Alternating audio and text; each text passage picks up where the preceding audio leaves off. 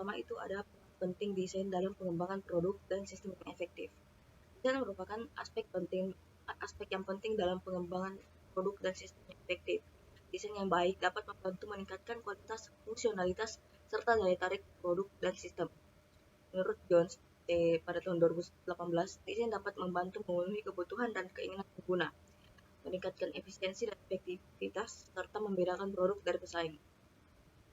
Bagian B itu ada konsep dasar, metode proses desain dan metodologi desain.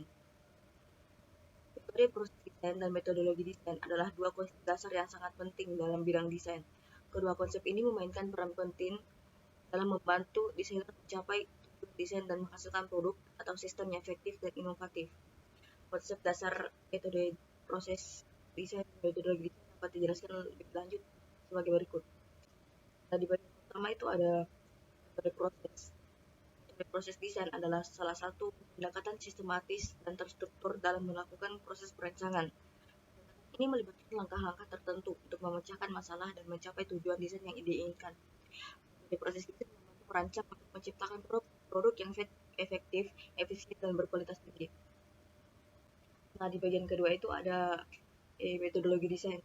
Nah, metodologi desain adalah kerangka kerja yang terstruktur dan sistematis untuk melakukan proses desain secara efektif dan efisien.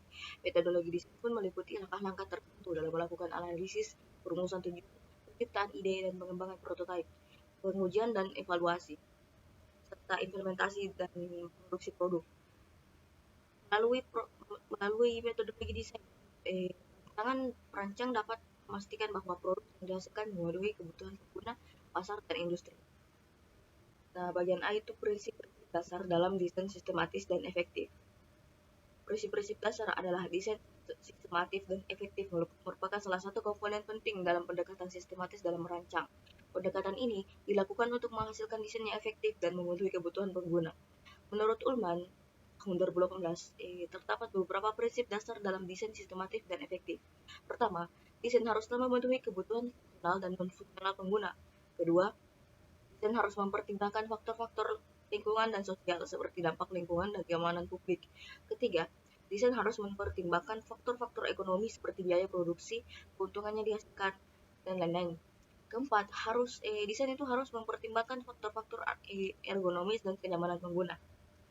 Di bagian B, langkah-langkah dalam metode proses desain. Metode proses desain adalah sebuah pendekatan sistematis dalam merancang produk atau sistem. Dari Ulrich tahun 2017. Nah, ada beberapa langkah-langkah dalam metode proses desain. Setiap langkah memiliki tujuan dan hasil yang berbeda. Berikut ini adalah penjelasan lebih rinci mengenai langkah-langkah dalam metode proses desain dalam pendekatan sistematis dan perancangan. Nah, langkah pertama dalam metode proses desain adalah memahami kebutuhan atau masalah yang perlu dipecahkan. Nah, langkah kedua, melakukan riset dan analisis pasar. Langkah ketiga, membuat awal desain. Langkah keempat, mengembangkan konsep desain menjadi desain yang lebih terperinci. Langkah kelima adalah melakukan pengujian dan evaluasi terhadap desain. Langkah keenam atau terakhir ini adalah produksi atau peluncuran produk sistem. Bagian C itu menerapkan strategi desain sistematis dalam berbagai bidang desain.